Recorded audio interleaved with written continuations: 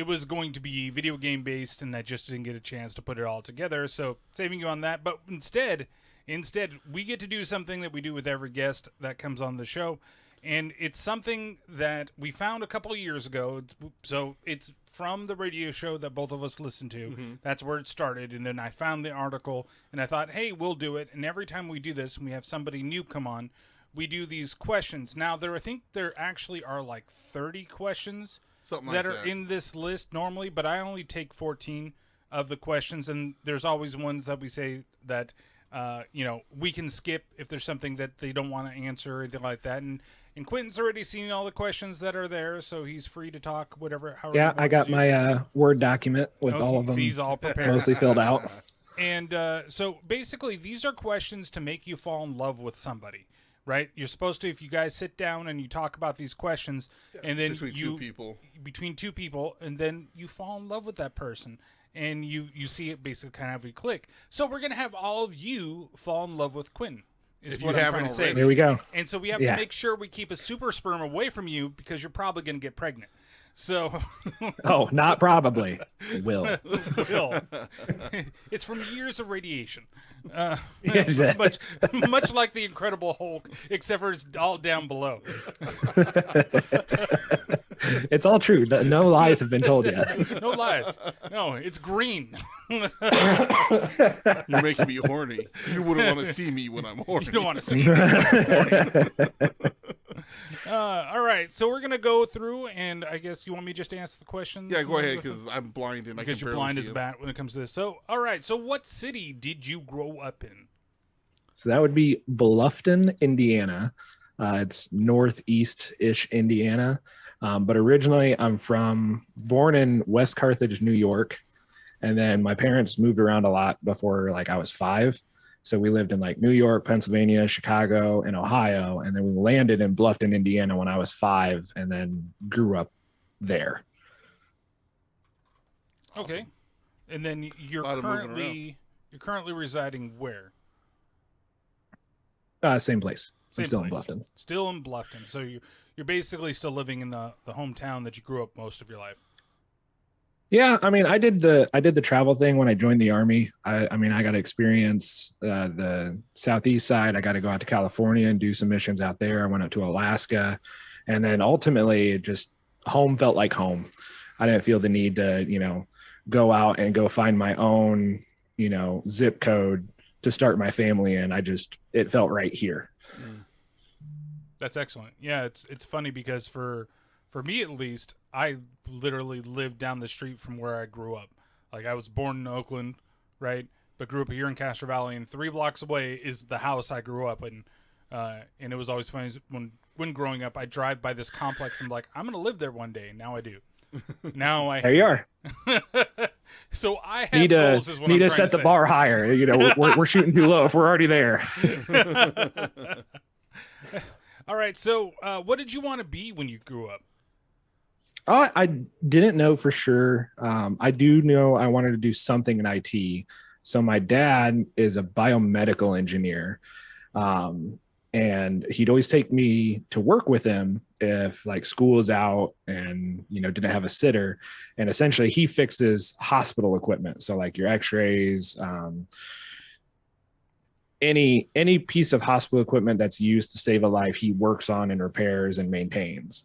So that was kind of my upbringing. And I always had a love with taking computers apart all the way and then putting them back together in different configurations and seeing how everything worked. So I knew from very early on, I wanted to do something in computers and IT, but ultimately I landed in business networking and IT. Awesome. All right. So, was there, besides just kind of that yearning for IT, to put it in not the greatest words possible, but was there anything else that ever struck your interest kind of as a kid? I think every kid goes through his phase of, I want to be a police officer, I want to be a firefighter. But as far as taking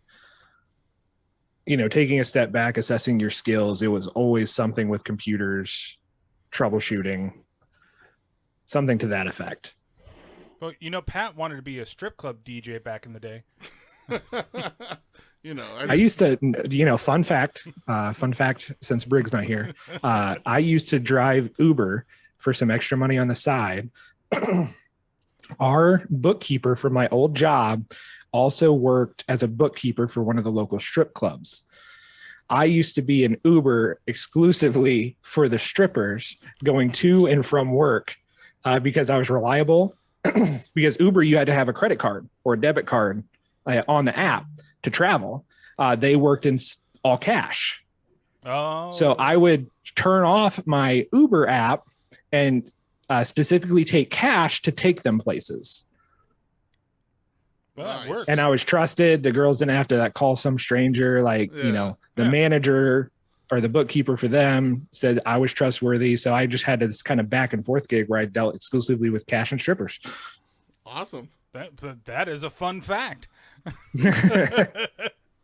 All right. So this is kind of one of those silly ones where it's, what are your 5 favorite movies? All right. You ready? I'm ready. The Princess Bride. Oh, classic. Full Metal Jacket. Makes sense. Forrest Gump.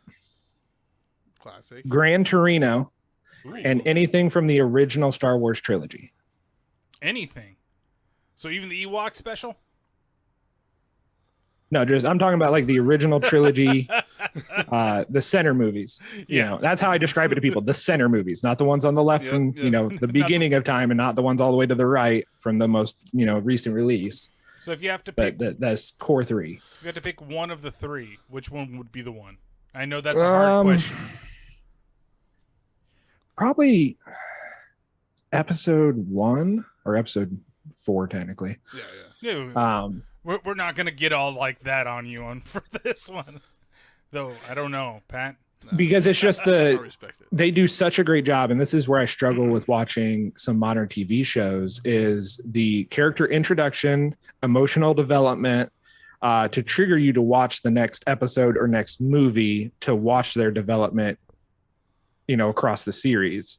They do such a great job to capture your attention, introduce you to characters in the first 15, 20 minutes of the movie that you want to stick around for the remaining hour or the remaining lifetime of the movies because they do such a fantastic job inside that first 20 minutes to capture your attention. Yeah, I agree. I agree. That's why I like, it's cheesy they are, like a lot of the 80s fantasy type movies because they did that. You spend quite a bit of time connecting with the characters and then going through their actual story rather than, we're just going to try to fit in all this cool stuff, right? That's what it seems like a lot of these things and a lot of these shows kind of devolve into nowadays. Yeah, I agree. All right, as soon as the mouse wants to move. All right, so what was your first job? It wasn't the Uber job, was it? No, it wasn't. It was actually, I was a car wash attendant. I washed cars. And we were year round. And where I'm from in Indiana, we have really harsh winters. So I would be in freezing temperatures washing people's cars because we were part hand wash, part automated. So I'd have to start by hand washing the car and then send you through the tunnel that did all the, shaky blue ribbons and the blow dryer. It was a nightmare job and I absolutely hated it. Would never go back. So did you start in a tunnel or was it all outside first? We had a tunnel. So for the winter months, we could open and close a garage door to get the car started, but still that opening the door, letting all that freezing air, and we have all this water vapor in the air, would now just freeze to you. It just freezed all your clothing, the walls, made everything slippery. It was god awful. I hated it. That is why one of the reasons why I never complain about the weather out here. No. Period. We never get that shit. That's when it gets really hot. But... Well, yeah, when it's so hot. It's crazy because the hottest it gets out here is sometimes it gets into the hundreds, but maybe 90s. But meanwhile, back Midwest and East Coast, it's the high of 110, and then the low is minus 20. Well, and it's a different kind of heat. I've been in the West Coast in heat, and I've been here and I've lived in heat. Our heat is different because when I say it's humid, I mean you go outside and you're instantly sticky Versus when I talk to some people that are on the coast and they're like, oh, it's pretty humid today. But it's like, oh, but I went outside, I went to the boardwalk, all such and such. I was like, how? If it's humid and that hot, like if there's not AC within 3 feet of me, I'm not going. Yeah. I've spent time, in the South when it was, 95 outside and 20% humidity, and it's like you step out and you're gonna have to change when you get back to the hotel room or where you're at, because it's just not comfortable if you're not stuck there. And then you go to Arizona where it's 120 degrees, but it's dry heat, so you're baking, but you're not sweating. Well, that was like when the last times I was in Vegas, it was like 113 walking around on the strip, and it's dry. It was all heat, dry. Which is better. It sucked, but it wasn't like, okay, I really don't want to be out here. Like, you just kind of dealt with it. So, going on with the list, if you could live anywhere you want, where would it be? So like I said earlier, when it came to like my hometown, and this is kind of just where I want to be, my stomach has always belonged in the South. I love Southern style barbecue and Southern style food, Louisiana, Texas barbecue, the Carolinas and the white barbecue sauce. So just somewhere in that Southern belly of the US where I'm just a short drive from any kind of Southern home good cooking I want. Cool. Patrick, where would you want to be? Away from Crystal. Okay, I've got it. Pretty much. So, given the choice of anyone in the world, whom would you want to have as a dinner guest? And would it be your most... Oh, no, that's another question. So, who would you want? For some reason, this one skips a number. Yeah. It's just like molded together. It's molded together for some goddamn reason. But yeah, so who would you want to have as a dinner guest? I guess that's what it is. And you can make it either alive or dead. I really thought about this question. I couldn't really come up with anyone that like just jumped out to me. Like there's just like a handful of people, like, people from like the, Star Wars is my all-time favorite movie series of all time. So like anyone from the Star Wars series, I think would be fantastic. I think it'd be fantastic to have some of the greatest composers of all time, classical music, as a dinner guest to pick their brain. There's just such a wide berth that no one person stuck out to me. Arrow says he's choosing Aaliyah. Would that be your choice? Aaliyah. Yeah, this is dinner with, not have dinner. Yeah, those are two different things. Two different things. We're talking about chowing with, not chowing down on. There you go. Rock the boat. Rock the boat. Oh, Jesus Christ. So then I guess the next question on that list then is, what is your most treasured memory? Oops, pushing buttons. You and me both. Treasured memory. There it is. Okay. You hop down the list from me. Is that on there twice? It is. That's why. It's number 12. Yeah. So sorry about that. We'll come back to it then. We can come back to it if you want to go back up. Yeah. Just so I stay in my Sure, let's just here. stay in the lane. So we're going to come back to that question. So the next one is, anyone who was going to play you in a movie, who would it be? We're professionals. Yeah, of course. Yeah, trust me, I'm a professional. Streamers. I really didn't have anyone. I don't think I look like any mainstream actor or even like B-lister, C-lister. I don't think I have a almost look-alike with some makeup or doppelganger out there. There is something that I'm seeing. I can see Patrick too. He's like squinting and trying to make. There is somebody there. What's his name? I know. Joey Fatone. Like seriously, like old school Joey Fatone. He could play you in a movie. Plus, then you'd get all that in sync money. Joey Fatone. Let's see here. Yeah, I guess there's a little there. There's a little bit. I think it's with the chin and the side view that we're getting from the camera with the goatee. Yeah, I'm just looking through some Google photos here. Arrow says that Colt Cabana could play you, or Luka Doncic, from the Denver Nuggets, I believe, or is it from the Mavs? Colt Cabana. At the cold. I mean, he's got the nose. I got a big old schnoz. Patrick was going to say Favre from Super Troopers, but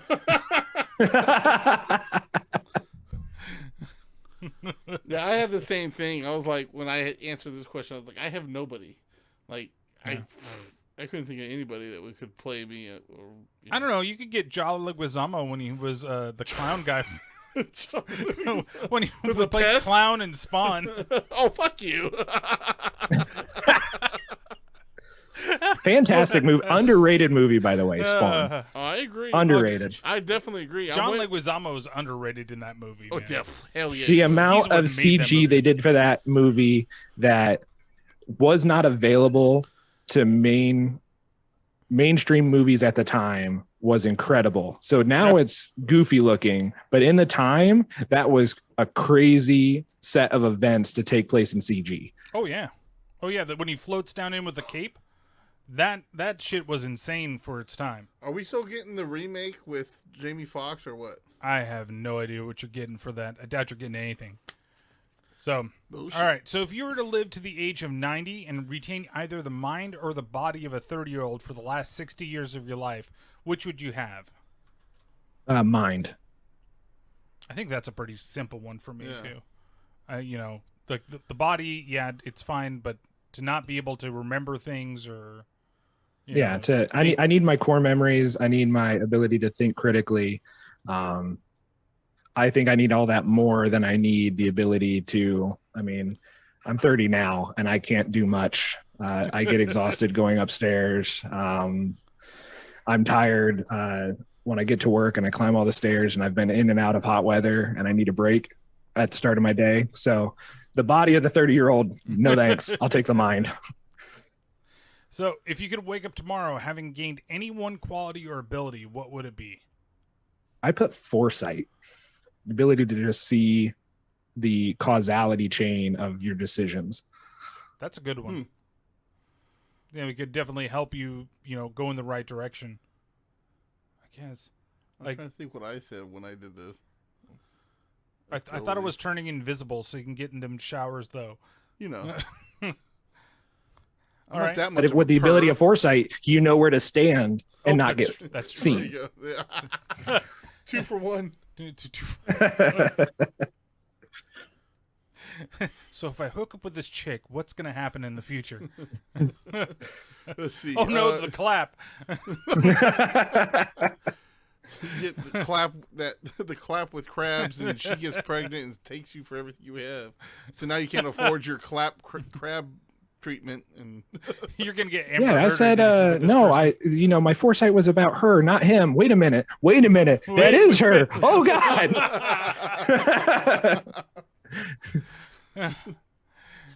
So, what do you believe is the greatest accomplishment of your life? Absolutely my kids.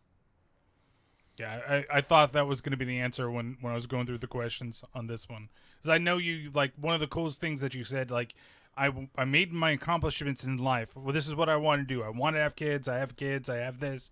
I have things together. And you can tell how much that they mean to you whenever we do talk to you. So I was expecting it. Oh, yeah. It was, I didn't think I was going to be able to with the twins because we had them, we had the most doctors and nurses in one room for their birth that I've ever seen or been a part of. But between them and Beckett, I got to cut all my kids' umbilical cords myself. So being there for that, hearing their first cries, going through that whole thing as a new parent, between the girls and now Beckett, it's the most life-changing experience. It changes your entire perception of what's important and what's not. It's just a crazy experience and nothing like anything I've ever experienced before. That's awesome. All right. So now here we go. What is your most treasured memory? Okay, it ties into the last one, the same thing, kids. These were back to back. It's the kids. Without them, I would lose part of myself, my own identity. So So with the girls, we had a planned C-section. We knew the day, time, everything. And they had to take Brittany, my wife, get her all ready, get her meted up. So she's in the surgery room. And then I'm sitting in the waiting room and I have like my scrubs, my little scrub hat, my little booties on. And then they just call me back and the nurse comes and gets me. And I walk into the surgery room and it's just this whole team of people just everywhere. And Brittany's, I want to say, but it looks like they're crucified because their arms are tied down to the table across, so they have easy access to the veins of their arms. So I sit down on this little stool next to Brittany's head. I take her hand. I hear the doctor ask, "Is Dad here?" They respond, "Yes." And less than 10 minutes later, I was a dad to twins. I heard them both cry. I got to stand up, go cut their umbilical cords in their little incubator trays. And that's the first time I got to see. So the doctor will not let you see the procedure being done, the C-section, because they're afraid you're going to pass out. I wanted to watch. So I was a little pissed that they put up this giant curtain so I couldn't see. But I got to walk around to cut the umbilical cord. So I did get to see my wife's, it was pretty much just her entrails just kind of set on top of her. And I thought that was the coolest thing. And that's all I wanted from that whole experience was to see that. I've seen your insides one way or another.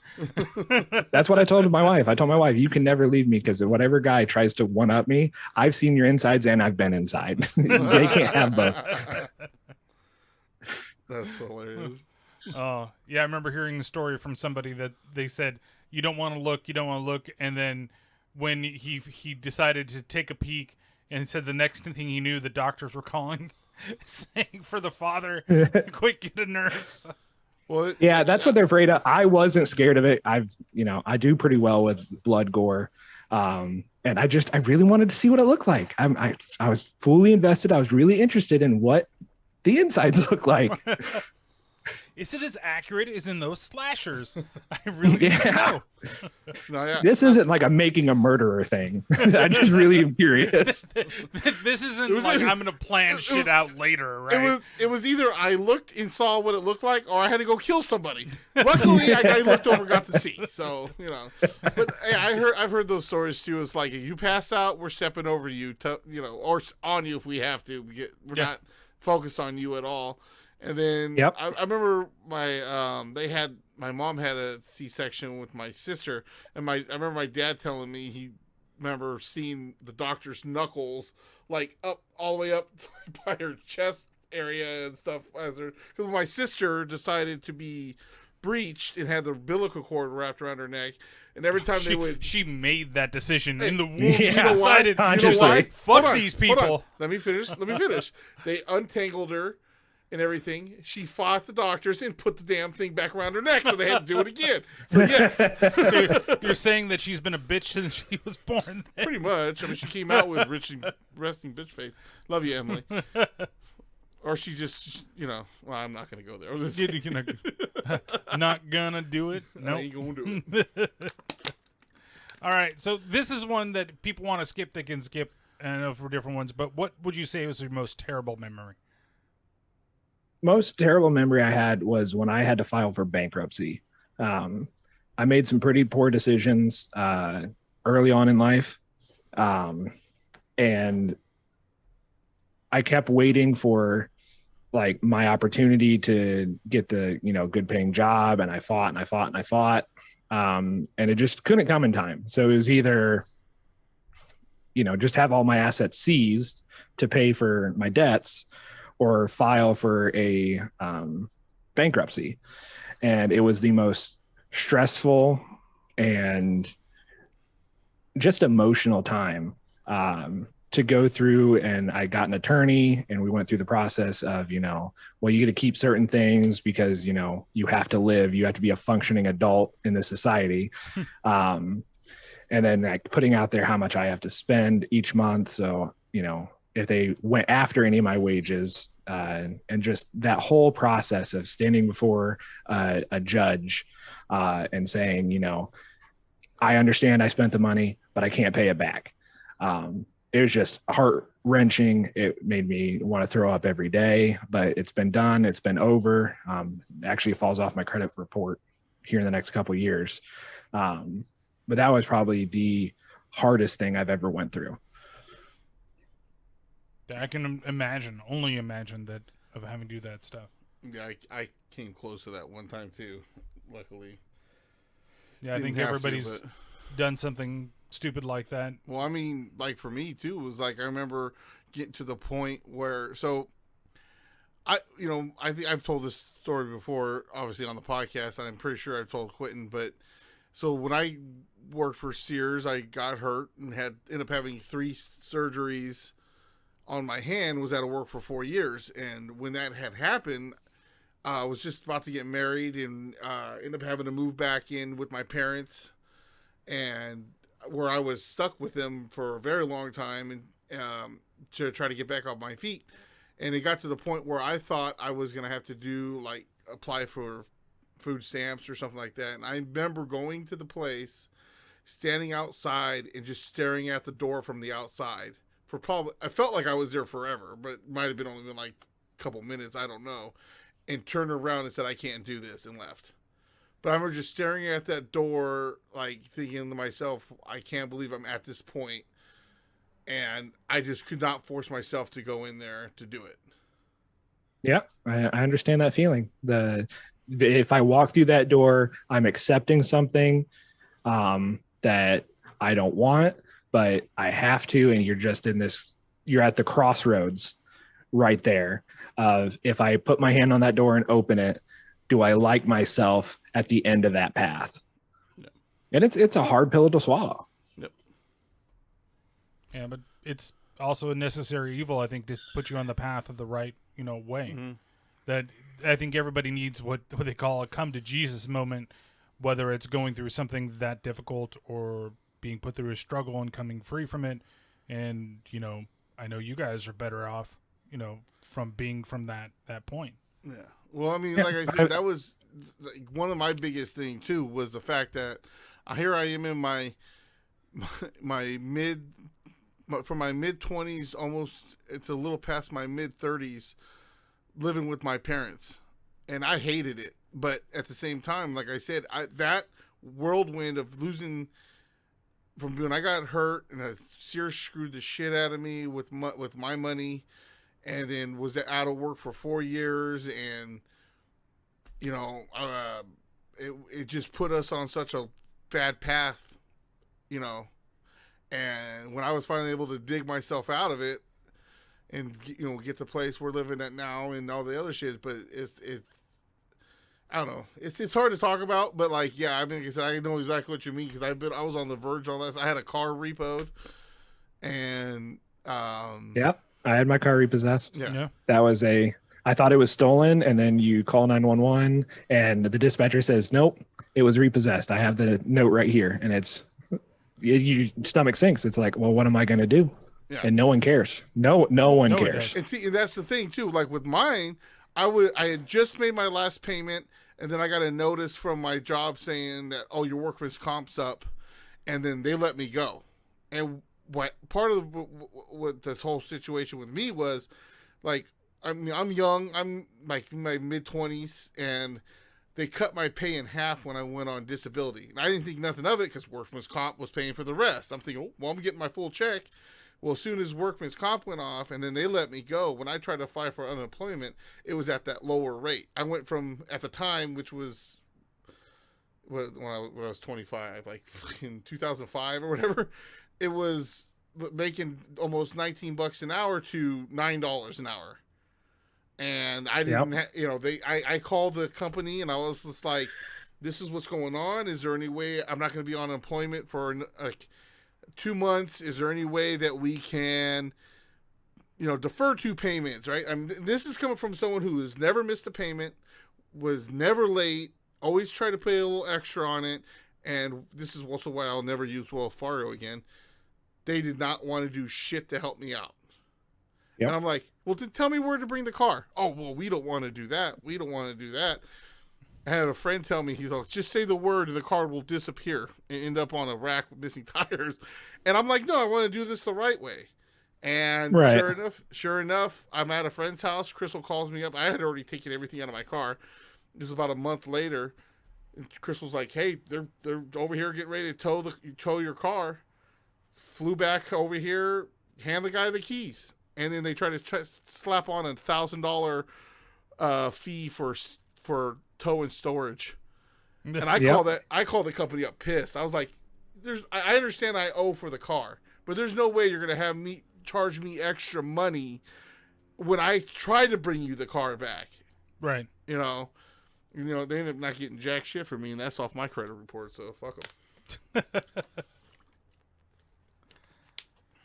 Yeah, we had the same thing. We were actually here, and that was during the point of time where I had lost my job, and we were, I was trying to figure out what was going on with everything over here, and looking for something new, spending, months on unemployment again, and we were making payments, and we fell behind because we had the choice: make rent, pay the car.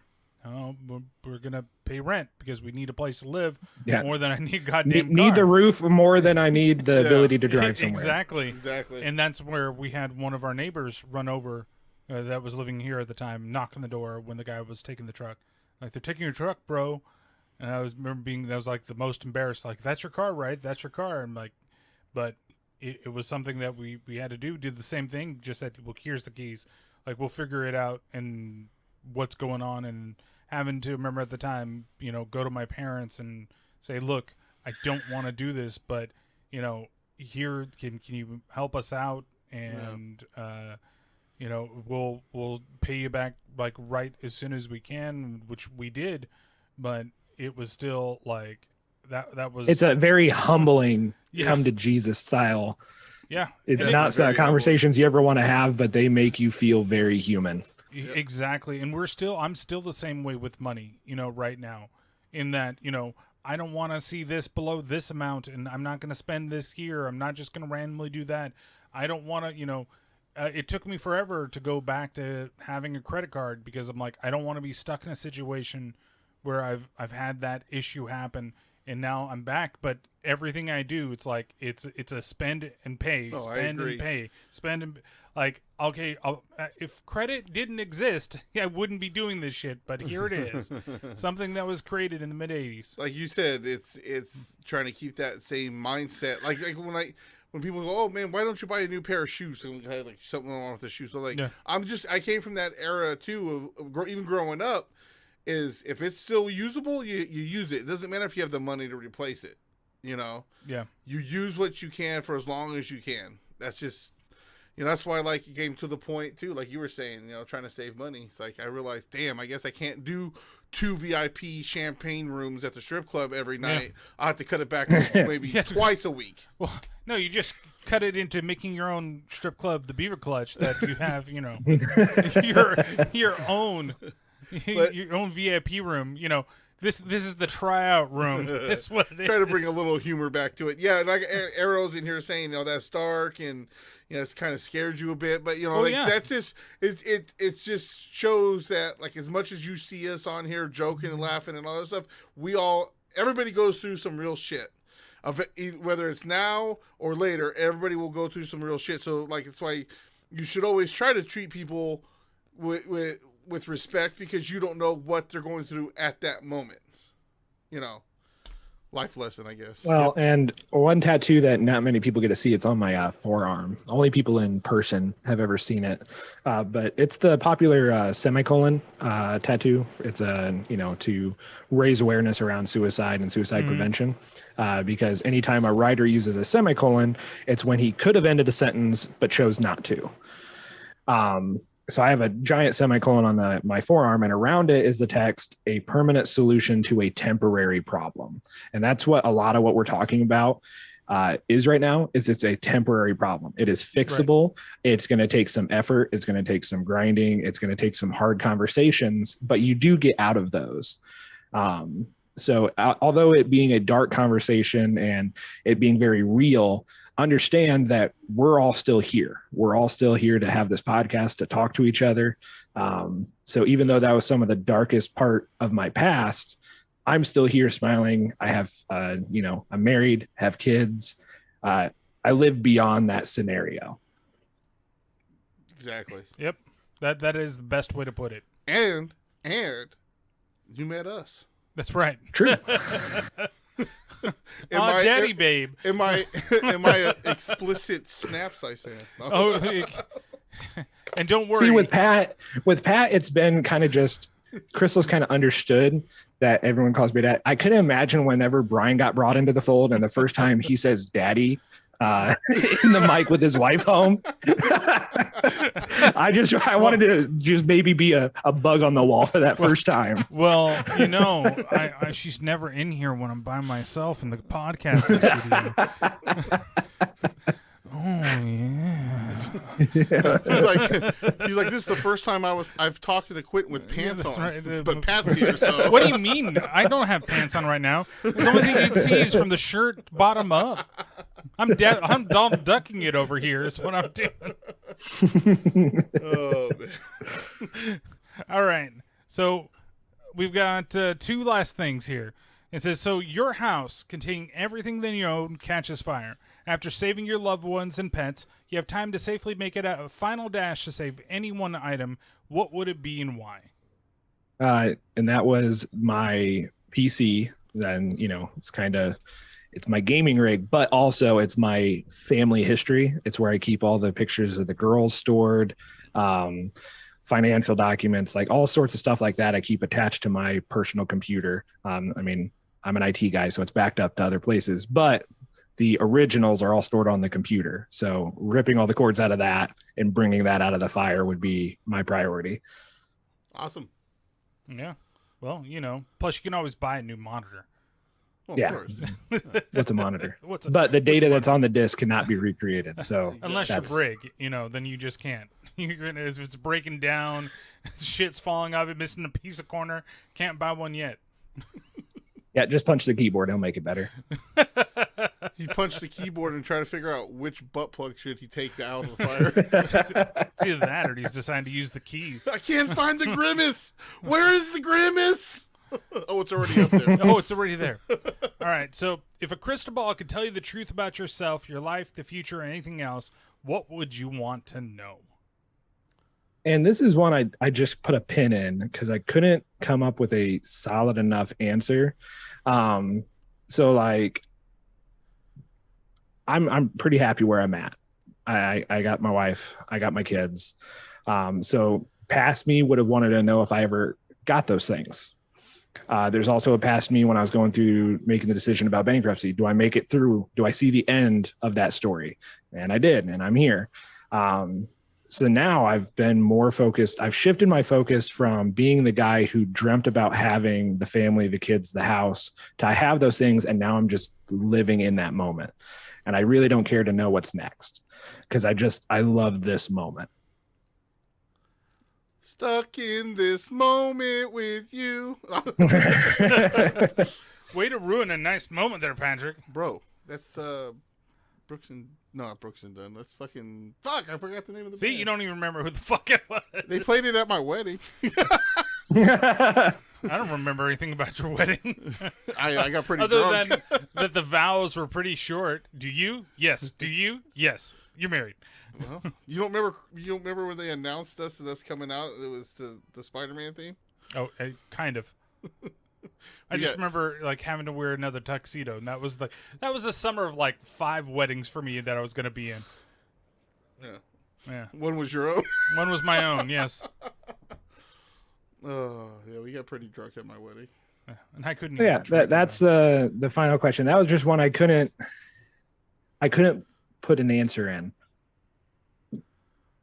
Yeah, it's a hard one because I don't know if you really want to know some of those things. Whether or not you want to know what the future entails, what, I guess the only thing that I would want to know is, do I remain happy?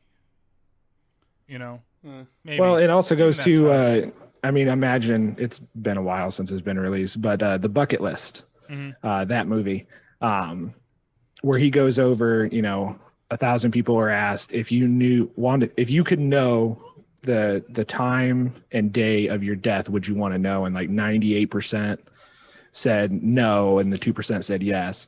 I mean, I find myself in that 98%. I don't want to know. I want to continue to live life day to day, not with an expiration date. Yeah. Yeah.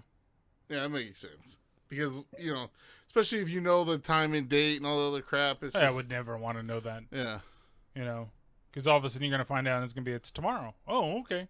The only way it would be good to know is if it was like someone was going to try to come, like if it wasn't a natural death and there was a way to stop it. But what do you mean? Yeah, circumvent it. Date my death is 2334. 2334? Yeah. Holy crap. Holy shit. What the hell happens to me?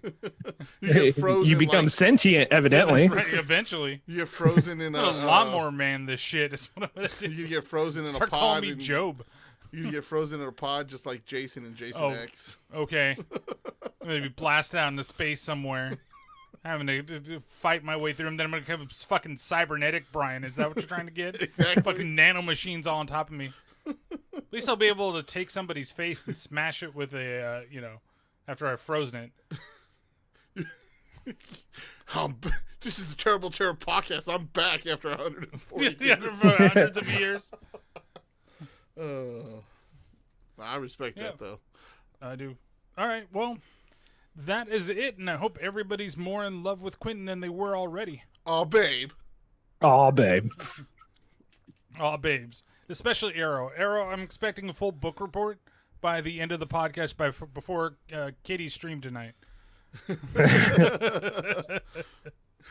Who do you have in his prime, Quinten or Quinten? Oh, man.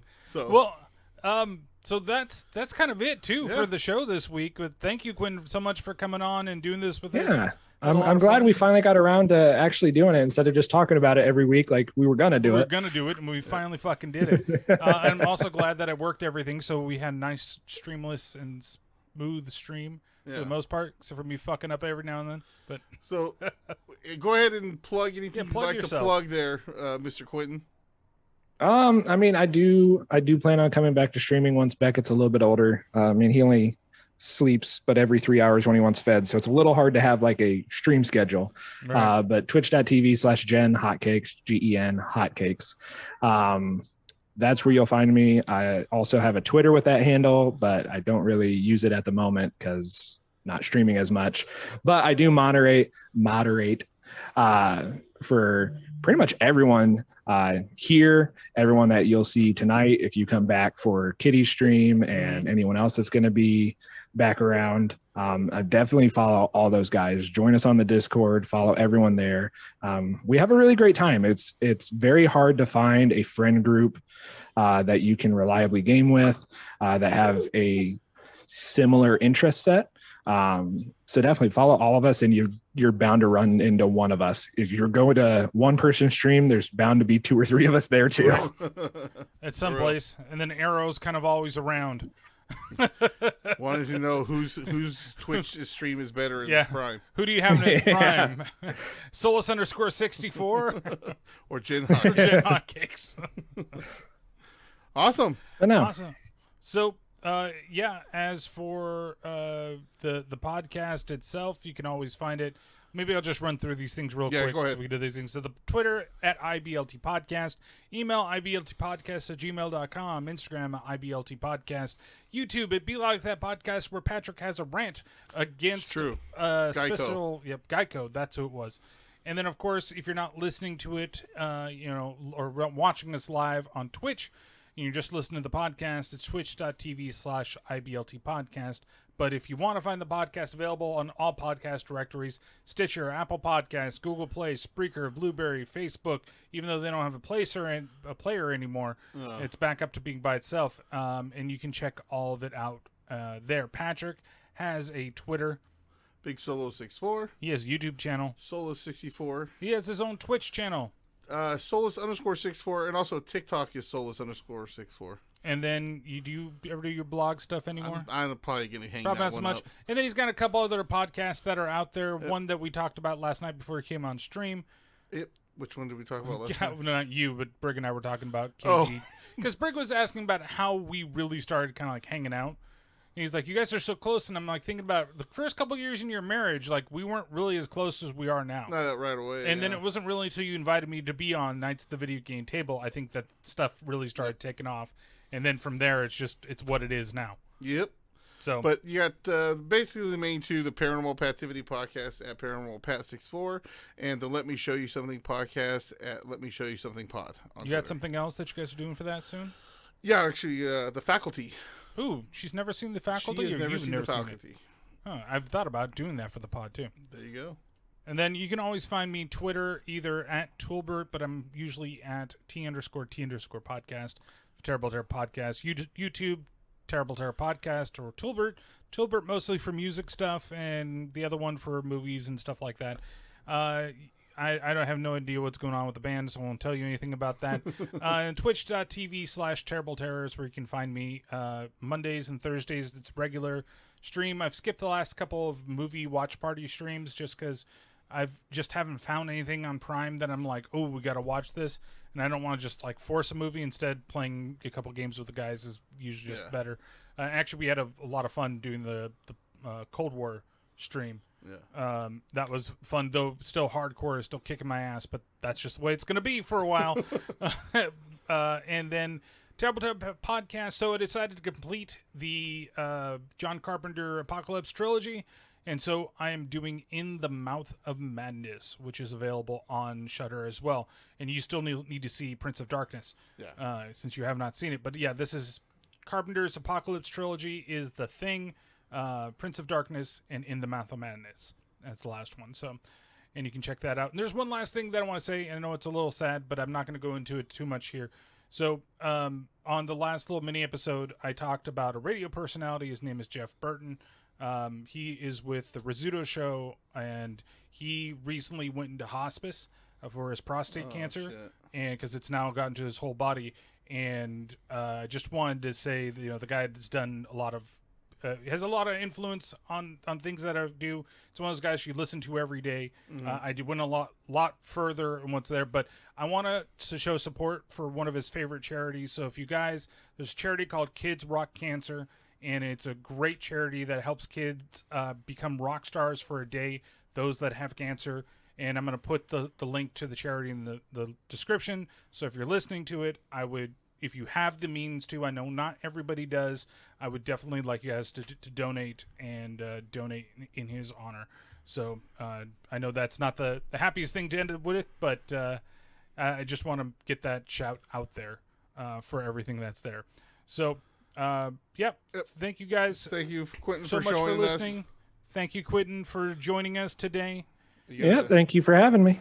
And thanks everybody out there. So this is the ending for the Twitch people that are out there. So want to give it just a second.